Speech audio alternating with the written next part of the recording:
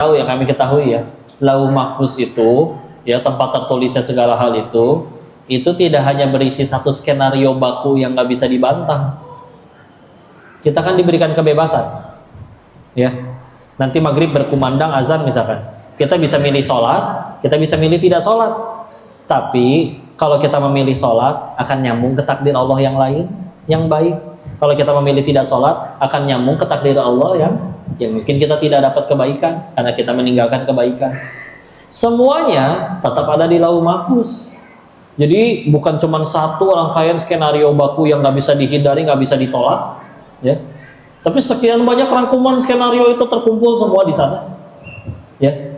Dan masalahnya satu, kita nggak tahu ending kita seperti apa, dan kita akan dihisab terkait pilihan kita, ya. Jadi manusia itu dikasih 3 nikmat, makhluk hidup kita dikasih 3 nikmat. Satu, nikmat hidup.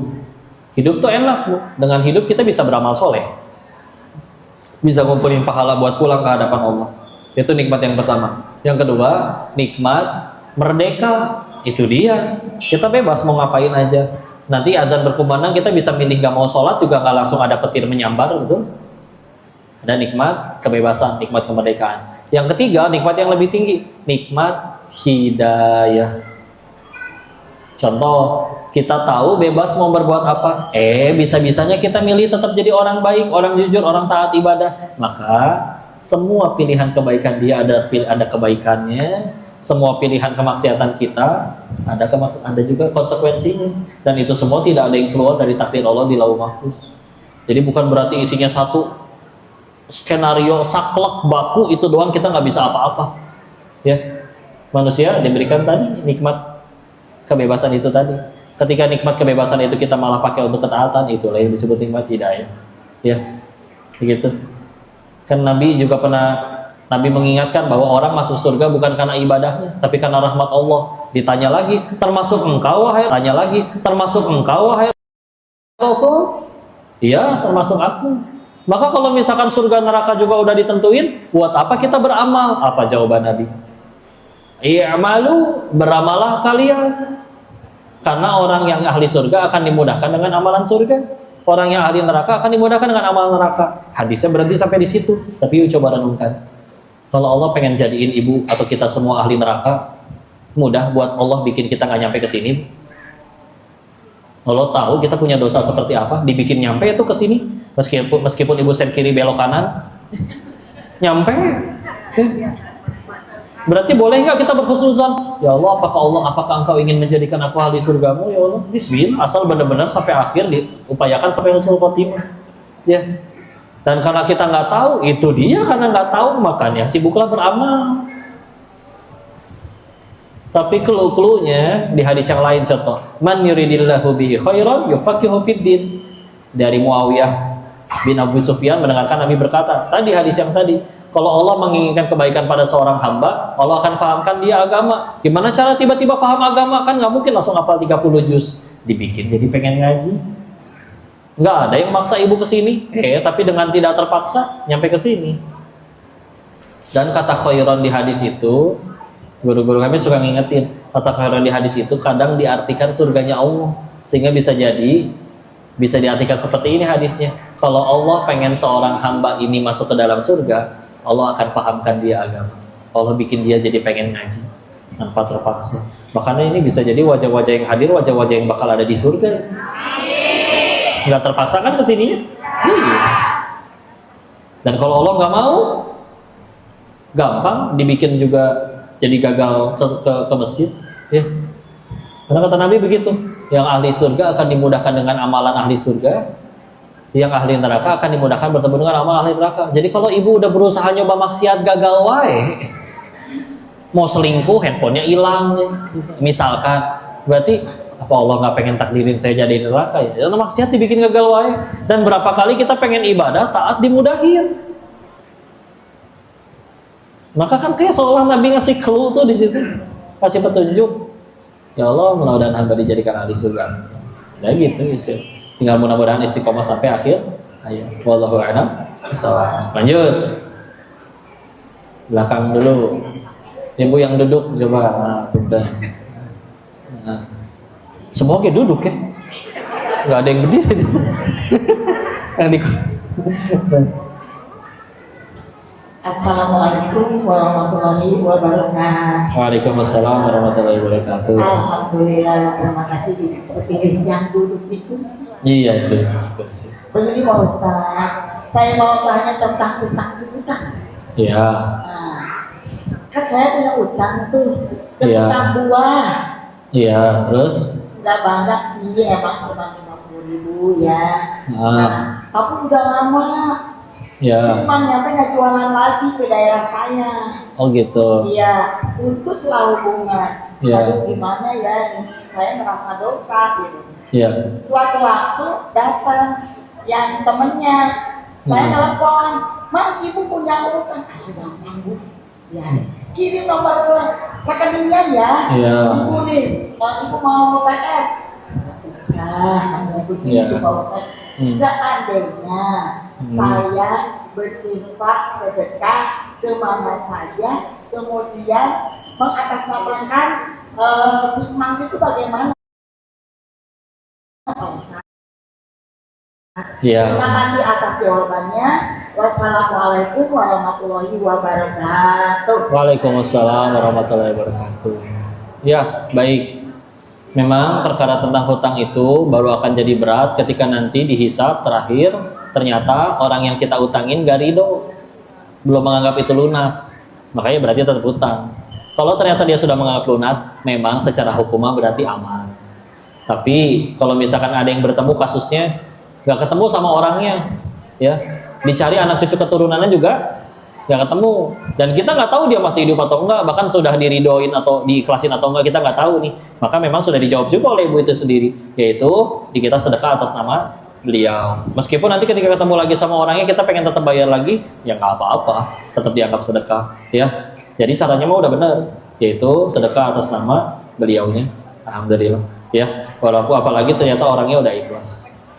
Jadi udah benar itu caranya, ya. Istilah hati-hati ya sama utangnya. Kalau kita ingat dan orangnya dicari nggak ada, ya cara paling amannya itu dia sedekah dengan atas nama orang tersebut.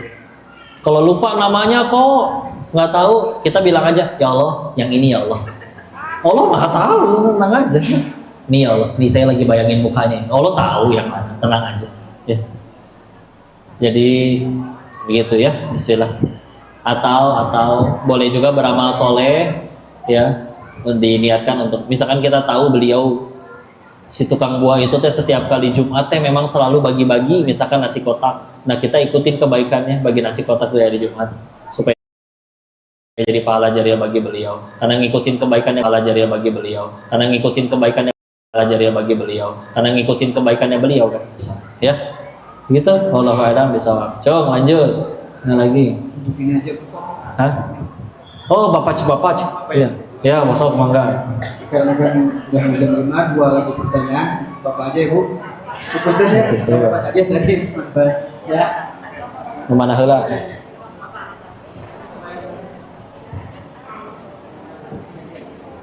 Bismillahirrahmanirrahim. Assalamualaikum warahmatullahi wabarakatuh. Waalaikumsalam warahmatullahi wabarakatuh. Izin bertanya Ustaz. Betul. Yang tadi mengenai zolim itu ya Ustaz ya. Kalau ada istilah anak yang durhaka pada orang tua, terus ada nggak orang tua yang durhaka pada anak? Ya. Kalau ada itu seperti apa? Baik. Terima kasih. Wassalamualaikum warahmatullahi wabarakatuh. Waalaikumsalam warahmatullahi wabarakatuh. Gini, kalau kita cari riwayatnya ada hadis kayak begini. Suatu ketika ada anak melawan ke ayahnya, lalu permasalahan itu dibawalah ke hadapan Nabi. Ketika ditanya kenapa engkau melawan kepada ayahmu, maka dijawab, apa tugas, apa kewajiban seorang ayah dan apa hak anak dari ayahnya? Nabi menjawab, ada 3 di hadis tersebut ya. 1, memberi nama yang baik. 2, memilihkan ibu yang baik. 3, mengajarkan agama, mengajarkan Al-Quran. Dan ayahku wahai Nabi, dia memberiku nama yang buruk, jadi namanya teh artinya buruk gitu ya. Yang kedua, ibunya qadarullah adalah pelacur majusi, jadi udah mah syirik, pelacur lagi ya, di cerita itu, di kisah itu, di hadis tersebut. Yang ketiga, ayahnya juga nggak ngajarin Quran, nggak ngajarin ilmu agama kepada si anaknya. Maka kalau secara Pertanyaan, apakah ada ayah yang durhaka? Di hadis tersebut itu ayahnya yang durhaka memang. Tapi ingat, hadis itu untuk orang tuanya. Anaknya gimana? Ya tetap nurut aja. Karena punten ya, karena ini kita lagi ngomongin orang tua nih. Misalkan ada seorang anak dibuang ke tempat sampah, 5 menit setelah lahir dibuang ke tempat sampah. 30 tahun kemudian anak yang dibuang ke tempat sampah jadi konglomerat. Suatu ketika orang tuanya datang lagi, "Hai nak, ini saya yang dulu buang kamu ke tempat sampah, minta duit dong." Menurut Islam kasih jangan ke orang tua yang kayak gitu. Kasih. Loh, dia jahat. Nanti ada tanggung jawabnya di hadapan Allah. Kita meninggal nggak ditanya kelakuan dia. Kita baik ke dia kan juga bukan supaya dia cinta, biar Allah cinta. Dan bisa berbuat baik ke orang yang jahat sama kita, itu pahalanya beda sama orang yang kita berbuat baik ke orang yang ikut juga baik ke kita. Beda pahala. Nah punten ya, kalau judulnya orang tua, lalu orang tua wabil khusus ibu berkata, "Nah, 1 tambah 1 itu 5 loh." Betul bu, udah jangan dibantah, udah serius. Selagi perintahnya nggak suruh nyembah selain Allah, nggak suruh ninggalin sholat, jangan dibantah. Serius. Nah ini baru untuk anaknya. Orang tuanya jangan jadi, kamu kalau enggak. Masing-masing punya dalilnya masing-masing. Karena ya, iya kita nggak pungkiri orang tua yang jahat ada. Apalagi di film Azab ada kan? Ya. Cuman, ya kita meninggal nggak ditanya kelakuan dia. Ketika kita sanggup berbuat baik kepada bahkan orang tua yang jelas-jelas misalkan durhaka, itu keutamaan yang luar biasa bagi kita, ya.